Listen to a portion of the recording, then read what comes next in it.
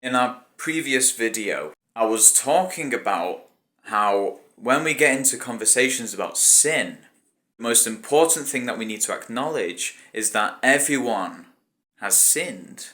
It doesn't matter what sin that is. It could be murder, it could be lust, it could be even telling any lie. It doesn't matter, we have all sinned, and we all need redemption from that. All of it condemns us to hell, and to get out of that condemnation, we need Jesus, because Jesus is offering us heaven through himself, because he paid for our sin by taking it to the cross and paying the punishment that comes with our sin for us. I just want to follow up on what I said, because it's not to say that the question about what is and what isn't a sin is completely irrelevant. I'm saying that that question is not the main focus. That the question of what is and what isn't a sin is very relevant. And it is very crucial to know what is and what isn't a sin. And I can just say, just read the Bible.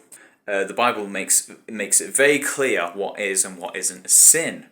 And in almost every book, it's got some kind of reference to what is right and what's wrong. When we become a Christian, when we give our life to Christ, we get the Holy Spirit.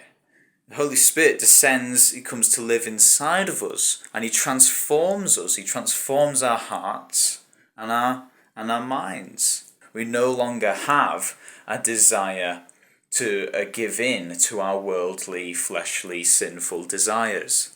That's how God separates his people, makes them different from the world.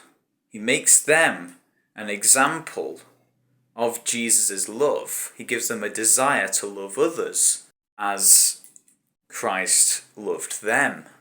He gives them a desire to do God's will.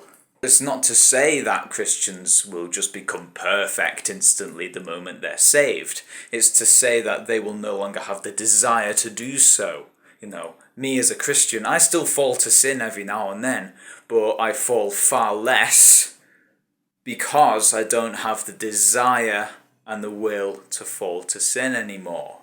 And that's all from God's power, bear in mind, not mine. He transforms us through the Holy Spirit. The Holy Spirit comes down and transforms our hearts.